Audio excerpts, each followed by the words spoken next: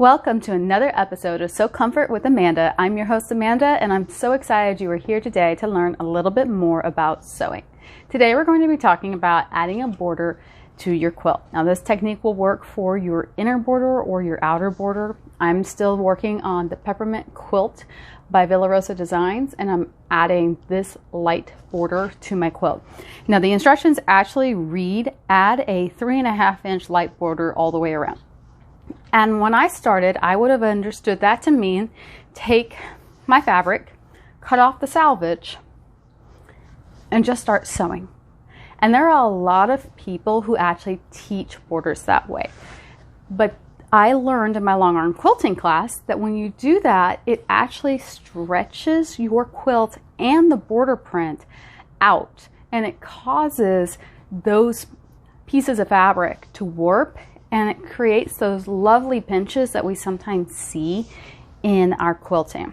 So this is not the method that I'm going to show you today. Instead, I'm going to show you how to measure your quilt using a ruler like this yardstick and a hard surface like your floor, or my method, which is using my self-healing mat that is on my drafting table, which is actually an architecture table if you're ever looking for it. So this is a 55.5 inch mat, and it allows me to do a small quilt like this. If you are doing a large quilt, you can fold it in half and get a fairly accurate measurement as long as you are doing it on a hard surface. However, if you are doing that, you may want to measure it twice just to make sure that you are getting an accurate measurement. So I'm going to go ahead and turn around the camera so that you can see how I am measuring this quilt.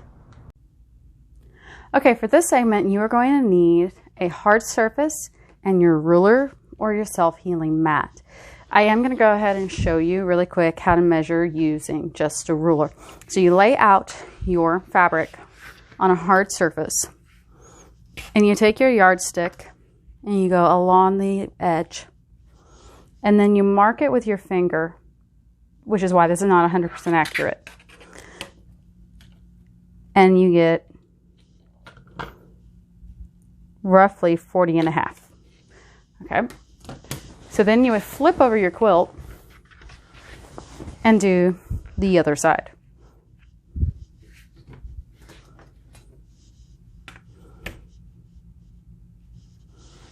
Then you mark it with your finger. And you can actually use another ruler if you have a second one. Then that would be more accurate than my fingernail, but that's okay. And then, whoops, helps if you're in the right spot. Yep, I'm getting about 40.5. So that is what I'm expecting to receive when I measure this. I'm going to go ahead and confirm with my mat here so that you can see. You just lay it down and gently brush it across. We're getting 40.5 when we release our hand off of it. That is one of the reasons you don't want to use a cloth tape measure, because you are holding two pieces of fabric that are not 100% straight, and you will get a different measurement. Sometimes smaller, sometimes larger. A little larger is okay. 1/4 inch or a 1/2 inch isn't going to hurt your fabric in the your quilt in the long run, but a large difference will. So this one is showing just inside the 40.5 mark. So what I would do is take my piece of fabric and I would prep it by cutting off the salvage.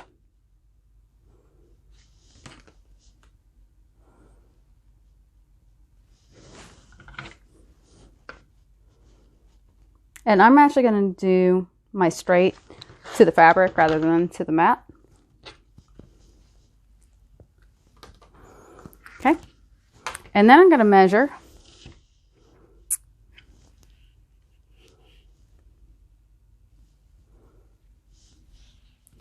to that 40.5 inch mark.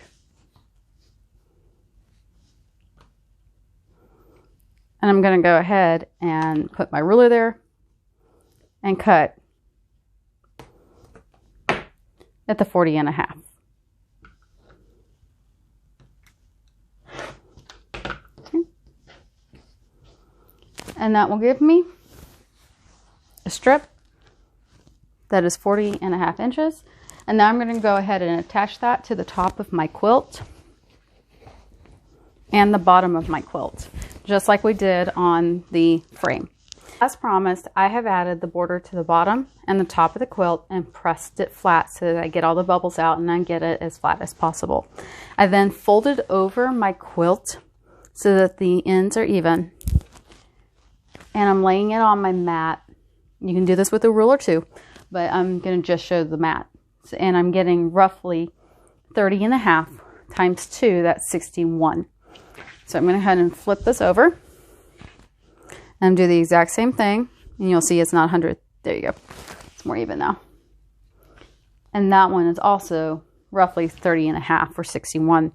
Now there is a little bit of a variance here because it is folded in half. So I'm going to actually do 61.5 instead of 61. And that will actually give me the opportunity to have a little bit of slack, because a 1/2 inch isn't going to hurt your quilt if it's too long, but if it's too short, you're going to actually cause yourself frustration because you'll have to start over.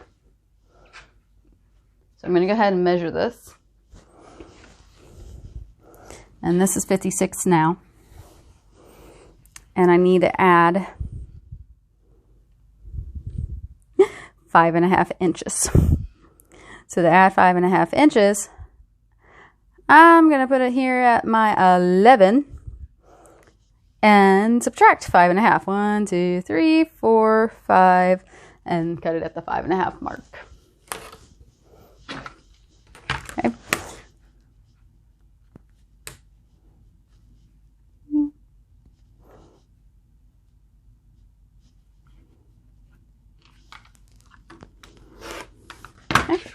So now I have a piece of fabric that is, excuse me, 60.5 inches. And I'm going to go ahead and fold it over so that you can see that.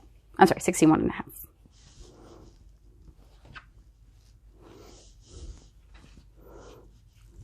And you just want to go ahead and verify your work. And actually that is 61 even based on this measurement. So it should still work. And you just need to be very careful when you're doing a cut like this. And I normally would cut it from the other direction, but because I was on camera, I cut it this way. So now you have a joint. And my personal preference when I have a joint is I offset them. I personally prefer to put one going up and one going down. But you can put them both at the bottom or both at the top. The bottom is going to be less of a focal point. So I'm going to go ahead and take this over to the machine. Whoops. I'm going to go ahead and take it over to the machine and attach that border. Same exact way as before. We attach it to the side, top to bottom, using a 1/4 inch seam. And then we'll do the same thing for the other side. Okay, so I have added the border to both sides of this quilt as promised, and officially this quilt top is done unless you decide to add the optional 6-inch border. The optional 6-inch border is added exactly the same way.